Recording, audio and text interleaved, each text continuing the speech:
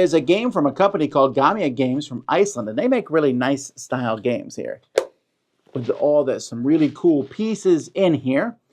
So let's take a look at it, and we'll be right back. So this is the board that's going to be randomly made up of a bunch of boards. You can roll dice or just put boards together. It doesn't really matter. The box is going to have the scoring section on it, and I don't know that I love that because you can see I have it partially underneath the board so that this flap doesn't keep coming up over here. What players are going to be doing on their turn is the players have a bunch of crystals and they're trying to get points. And you're going to do that by rolling these dice with runes. You're then going to try to look around here and find a stone that you can use these runes on. Now, you can always put one of your gems, and each player has a certain number of gems. When you run out of gems, the game ends, to take one die and set it to any rune you want, or to re-roll dice. You can also spend these and get special abilities, and each of those is a different chart that we'll show you throughout the course of the game. Once you find some matching runes, so let's see, I have 2 stars here.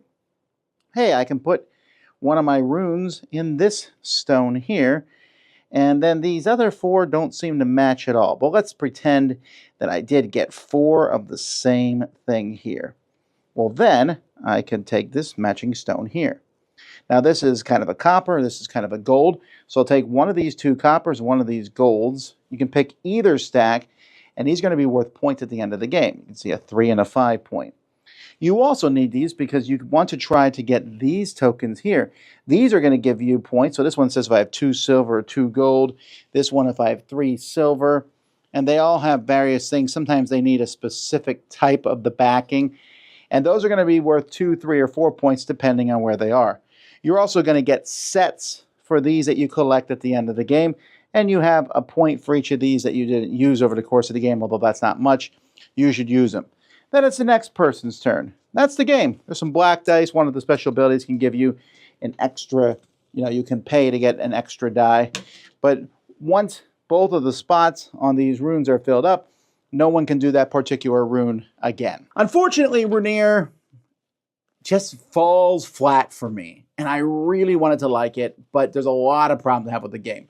The runes, and I don't know why board game companies insist that rolling runes is an easy thing to do as you then take a look at these wispy symbols and match them up there. It's just not easy to do. So you're taking a look at this, and finally, and it's a Yahtzee-esque game, but you have to spend points to re-roll, spend points to use powers. But if I roll well, I don't need to do that. So sometimes someone will roll well. Ooh, I got these really good ones. They're worth a lot of points. Other times, your roll doesn't do well, and there's not enough rolls in the game that luck evens out. It's also just those extra bonus missions. Oh, the one I can accomplish is now on a 2. So I get 2 points. 2 points. You get more points from just getting these runes in general. And the game also kind of fizzles to a halt as time goes by. There's less and less spaces that you can get. So you're like, well, I sure hope I roll this simple. I did not. Man, there's a lot of cool things here. It just doesn't come together in a good game. I really disliked it, actually. A 4 out of 10. That's Runir.